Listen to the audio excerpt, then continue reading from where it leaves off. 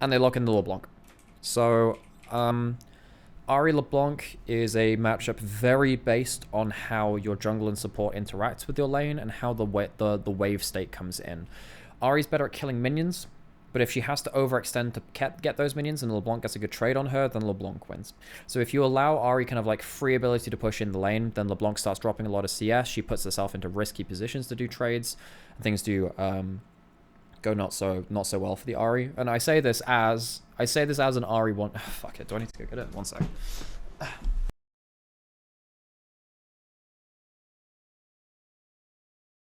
I say this as an Ahri one trick. I have like 1.5 million points in this champion. She's been my main champion the entirety of time I've played League. So I don't know. Put it this way, I think I'm more qualified to talk about Ahri than most. But yeah, ever since Ahri came back into meta in the recent history of League, which has been around about what 2022 when it came back in with the mini rework with the ASU. A lot of teams have played around Ahri as kind of like a playmaking pick from mid lane, but she does, in the early game at least, before she gets ults and then cooldown reduction for a lot as well in some cases too, get influenced a lot by jungles and supports heading into their lane. Absolutely. LeBlanc is like a champion. This is going to sound a little weird. LeBlanc is not dissimilar to a champion like Irelia, where if you've ever played mid lane against Irelia and she gets the wave frozen outside her turret, you know you're going to die, because if you walk up to push the wave into turret, Irelia jumps on you. Same kind of thing with LeBlanc, where if you get frozen out in mid lane and you have to walk beyond the safety of your turret, LeBlanc jumps over the wave and she gets a chain on you and you get really bad trades. And then because you have to back off away from the chain, you often don't get to push in the wave anyway. So my worry here, Creme is at his international debut against actually quite an experienced mid laner at playing around wave states, and Humanoid is a laning focused mid laner, that Creme could get a little bit rattled by a mid jungle that's the strongest part of Fnatic. So that could be a big issue for top esports too. Make her get some decent stuff back. Creme, this is a big moment. This is actually a big moment, folks. I don't know whether you just saw that, but Creme started Q. He started Q. Now, why is that important? Because Ahri level 1 is very, very strong, because the ability to auto W and use the move speed to follow up for another auto if that's necessary, or even backstep out of something like a distortion, because it's not as fast as it used to be, means that Creme is going to have a weaker level 1 than he should have done versus Humanoid. And that's because he started Q rather than W. W is one of the biggest reasons that Ahri is strong at level 1. You can see that Creme gets hit by a second distortion here as well. Has Humanoid used his electrocute yet? No, yeah, he has. And he gets like 3 autos onto Creme, and Creme turns nothing back against Humanoid. So now you're starting with pots ticking from Creme. Level 2 from Razzle because he's taken away from the Raptors. Humanoid is higher HP, hasn't used his pots yet. You don't get kills, but you get yourself a good wave state for... And look at this, Humanoid hits early level 2. That trade is really bad from Creme. Creme, buddy, you can't do this in the Ahri LeBlanc matchup. Because what he's trying to do is trying to get a cheeky Q onto these 2 minions. He doesn't even get them, and his Q doesn't hit Humanoid. So he gets nothing back. Does he even get an auto attack in here? He gets an auto attack, but he clicks a minion. He doesn't even end up getting an auto attack onto him because he misclicks on a minion. He auto attacks here. See, the auto attack flies towards this target. So Humanoid gets an electrocute proc. You can see that, I want to see what's happening with the wave hit. And this is bad too, folks. This is another thing which is pretty bad. Because Creme is starting to hit these minions, these minions, I don't think it's going to lead to... Because I think this wave is going to push in. I think this is going to push in. But because Creme will have to back off, then recall, then teleport back. No, it's going to go over my face, isn't it? Because he has to go back, he has to walk backwards, recall, and then teleport back. All of these minions are going to die, and he's going to be at a huge XP deficit. We'll see how Fnatic can try and make plays like that. So Creme backs off. He teleports back in. Humanoid immediately gets an electrocute chain trade, and this is already getting pretty bad. He stands just outside. This is another fun thing too. Humanoid is trading very well in lane right now. And he's just standing just outside of tower range here. You can see this, right? So he's auto-attacking the minion, but then it just Qs onto him again. Doesn't take tower aggro, just another little bit of poke. Humanoid hasn't even backed yet. So he can use as much mana as he wants, and he can teleport back into lane as well. He can trade even very hard, and he has the teleport over Creme. So he can take hard trades right now, teleport back in, and do really well. He misses the chain there, but he still gets an electrocute trade, completely fine. And yeah, because Creme level Q at level 1, he can't even stop the distortion with Charm, which normally stops dashes, which is obviously very good versus LeBlanc. It's one of the bigger things about this matchup, which we've seen all the way since Season 3 and Season 4, when that matchup was much more common. Second, this is another point where, you know, you see Creme's 2 levels down in mid lane, or just one, actually. You can see with the, I'll show it on here. You can see from Creme that this little bar here, that's his XP bar. So he's basically level 4, but then obviously Humanoid is just solidly at level 5. So he's a full level behind, just over. So he can't dive now. But once again, another chain lands.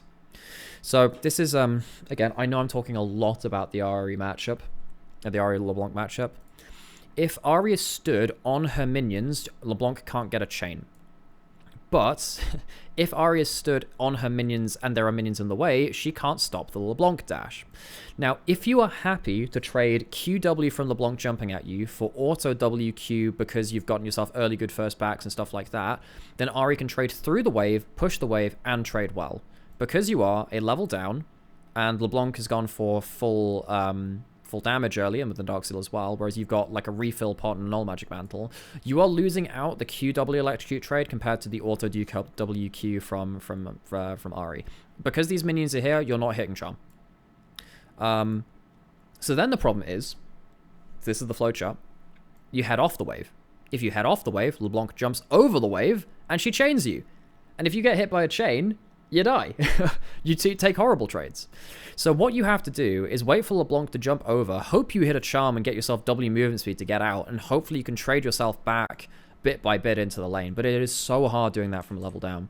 But yeah, if Creme walks up this close, if you when you press charm, you CC yourself. So if you press charm and chain at the same time, LeBlanc wins the trade when she's ahead because she just does more damage than she just keeps chunking you out, man. It's just so annoying. So annoying.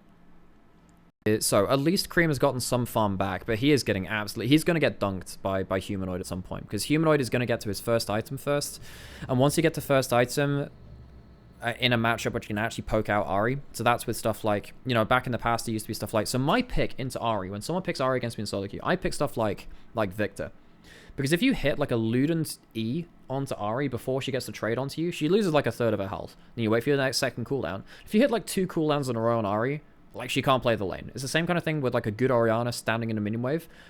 She can hit you with a QW, get the shield to stop the return trade back. That's really annoying. Xerath, once he hits one item, is a really hard matchup for Ahri.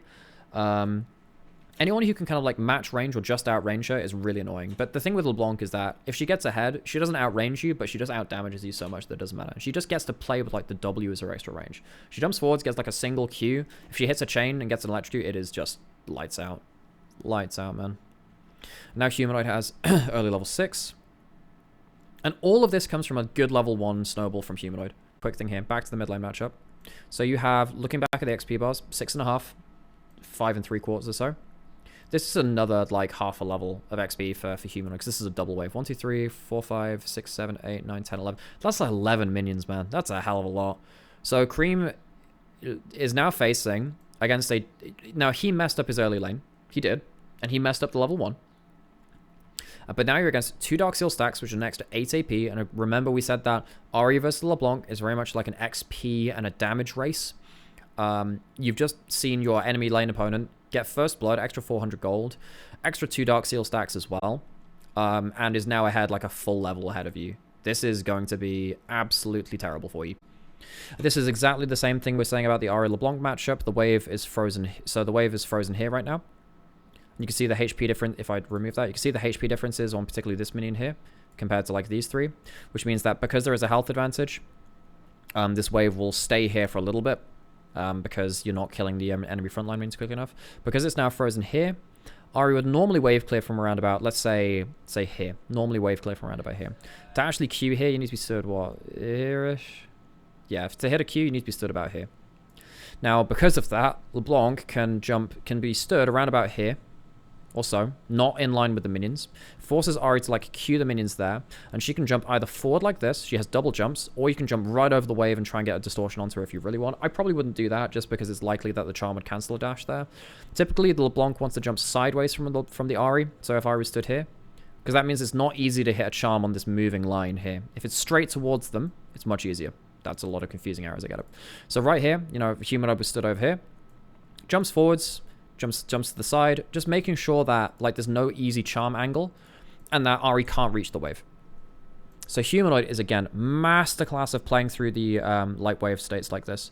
You see this? Yeah. Jumps, double jumps forwards, gets a chain, gets the electrocute, and Ahri has no stats to fire back with and also is level down anyway, like a full level down at this point. So Humanoid is genuinely putting Creme into a terrible situation. Yeah, I mean, but Humanoid with his lane positioning, his lane states in early game was really, really good. He kind of like took that level 1 and just ran Creme through with it.